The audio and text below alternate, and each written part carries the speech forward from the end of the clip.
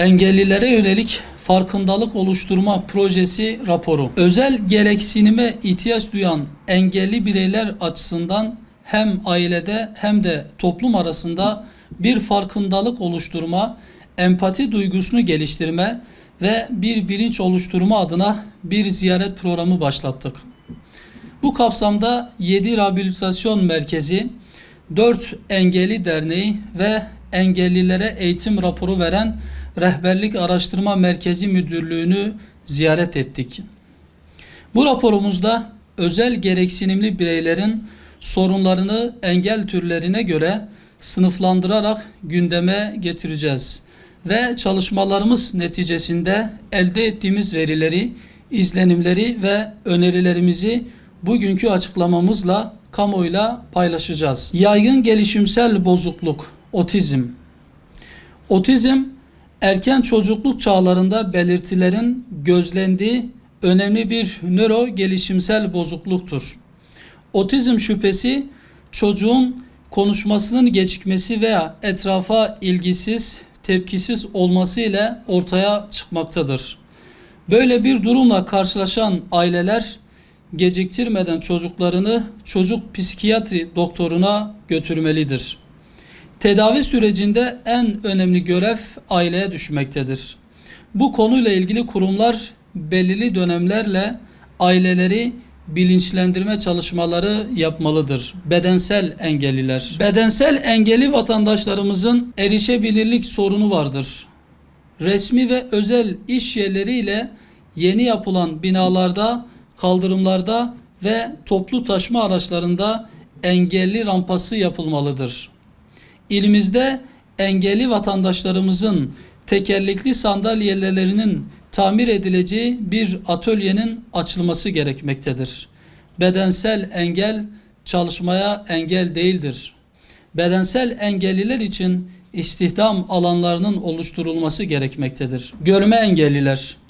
Görme engellilerin en önemli ihtiyaçlarının başında ilimizde çok az yerde olan sesli uyarı sistemi gelmektedir. Görme engelli vatandaşlarımızın hayatını kolaylaştıracak, ulaşabilirlik ve erişebilirlik hususundaki sorunlarını ortadan kaldıracak ve ışık ve duraklarda sesli uyarı sistemlerinin yapılması gerekmektedir.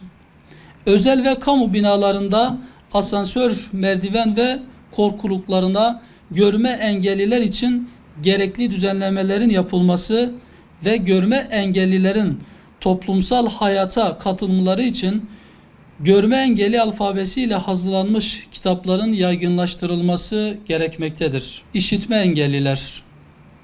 İlimizde işitme engelliler için okullar yoktur.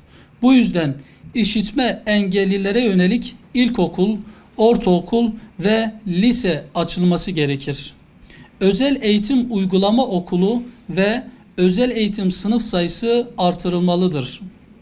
Merkezi sınavlarda ya da işe alım sınavlarında diğer engellilerden ayrı olarak işitme engellilere has sınavların yapılması gerekir. Kamu kurumlarında işaret dilini bilen personellerin sayısı çok azdır. Bazı kurumlarda işaret dilini bilen personel vardır ancak kurumların çoğunda uzman personel yoktur. Zihinsel engelliler. Zihinsel engellilik gelişimsel dönemde ortaya çıkan uyumsal davranışlarda görülen yetersizliğe ilaveten genel zeka fonksiyonları açısından normalin altında olma durumudur. Zihinsel engellilik çocukluk döneminde başlayan işlevlerdeki belirli bir durumu tanımlamaktadır. Toplum olarak zihinsel engellilere karşı duyarlılığın artırılması, empati duygusunun geliştirilmesi gerekir. Öğrenme güçlüğü, disleksi.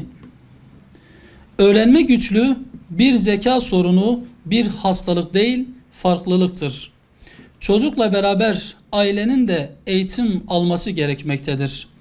Psiko eğitimle tedavi desteklenmelidir. Öğretmen aile ile işbirliği yapmalıdır. Okulun programının takip edilmesi ve bu noktada çocuğa uygun çalışma planının yapılması gerekmektedir.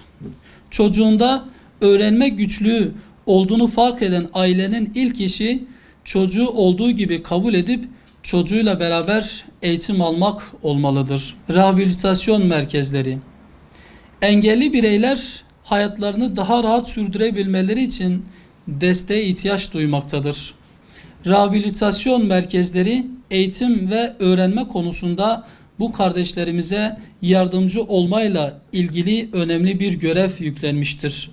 Rehabilitasyon merkezlerinin resmi işlemleri konusunda ilgili kurumlar zorluklar çıkarmamalı, işlerinin yerine getirilmesi konusunda kolaylıklar tanımalı ve yardımcı olmalıdır. Rehberlik Araştırma Merkezi Müdürlüğü.